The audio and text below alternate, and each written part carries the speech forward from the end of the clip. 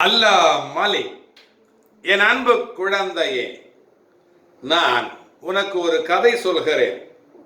அதாவது, தமக்கு வேண்டும் என்று சொன்னால் ஏதாவது ஒரு தவறு இருந்தாலும் கூட அதை நாம் ஒத்துக்கொள்வது அல்லது அதை செய்ய அனுமதிப்பது என்பது நம்மிடையே தொன்று தொட்டு வருகிற ஒரு பழக்கமாக இருக்கிறது.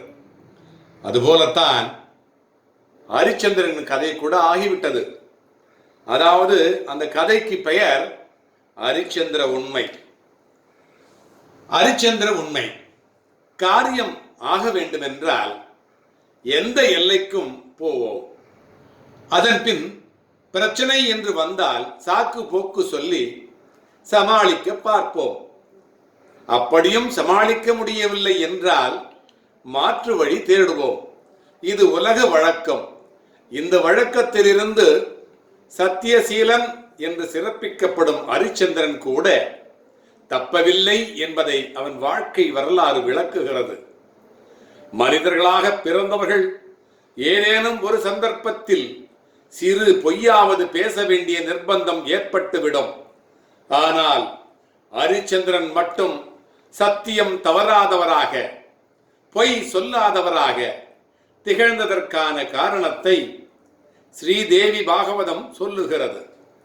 ஹரிச்சந்திரனுக்கு குழந்தை இல்லை. அதனால் குலகுருவான வசிஷ்டரின் ஆலோசனைப்படி வருணனை நோக்கி தவம் செய்தார். ஹரிச்சந்திரனின் தவத்தில் மகிழ்ந்த வருண பகவான், உனக்கு குழந்தை பேற்றை தருகிறேன், ஆனால் அந்த குழந்தையை யாகத்திற்கு பலியாக தருவாயா என்று கேட்டார். பகவானே, மலடன் என்கின்ற பெயர் நீங்கினால் எனக்கு போதும், நீங்கள் சொன்னபடியே செய்கிறேன் என்றார் ஹரிச்சந்திரன். வருண பகவான் அருளால் ஹரிச்சந்திரனுக்கு ஒரு ஆண் குழந்தை பிறந்தது. உடனே வருண பகவான் வந்து விட்டார். ஹரிச்சந்திரா, நீ சொன்னபடி உன் பிள்ளையை யாகம் செய்து பலி கொடு என்றார். ஹரிச்சந்திரன் திகைத்து போனார். பிள்ளையை இழக்க யாருக்குத்தான் மனம் வரும்? அதனால் சுவாமி, தீட்டு கழிய 1 மாதம் ஆகும், தீத்தோடு யாகம் நடத்தக்கூடாது, ஆகையால் 1 மாதம் கழித்து வாருங்கள் என்றார். பிறகு 1 மாதம் கழித்து வருண பகவான் ஹரிச்சந்திரனின் முன்பாக தோன்றினார். குழந்தையை பலி கொடு என்று கேட்டார். ஹரிச்சந்திரனால் கொடுக்க முடியவில்லை. அதன் பின் குழந்தைக்கு பல் முளைக்கட்டும், கர்ப்பகேசம் களைய, அதாவது முடி இறக்க வேண்டும், உபநயனம் அதாவது பூணூல் ஆக வேண்டும் என்றெல்லாம் சொல்லி சொல்லி மகனுக்கு 11 வயது ஆகும் வரை ஹரிச்சந்திரன் யாகமே செய்யவில்லை.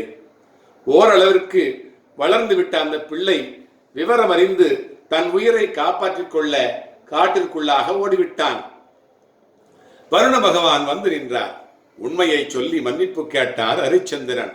கொடுத்த வாக்கை ஹரிச்சந்திரன் காப்பாற்றதினால், அவர் காப்பாற்றாமல் விட்டதனால் வருண பகவான் சாபம் கொடுத்து விட்டார். பின்பு வசிஷ்டரின் ஆலோசனைப்படி ஹரிச்சந்திரன் சாபத்திலிருந்து விடுதலையானார். சாபத்திலிருந்து விடுதலை செய்யப்பட்ட ஹரிச்சந்திரன் இனிமேல் உயிரே போனாலும் சத்தியம் தவறமாட்டேன் என்று சத்தியம் செய்தார். அதற்கு பின்பாக நடந்த கதைதான் உங்களுக்கு தெரியுமே. தீய வழக்கங்களும் அதை விட்டு நாம் விலகி நிற்பதும் கண்டிப்பாக தேவையான ஒன்று. அதுபோல நல்லவைகளை கடைபிடிப்பதில் உறுதியாகவும் தீவிரமாகவும் இருப்பது மிக மிக கடினம். அவ்வாறு கடைபிடித்தால் நிலைத்த புகழை அடையலாம் என்பது ஹரிச்சந்திரன் வரலாறு நமக்கு விளக்கும் உண்மையாகும். இதிலிருந்து நீ தெரிய வேண்டியது, நீ அறிய வேண்டியது ஒன்று உனக்கு உண்டு.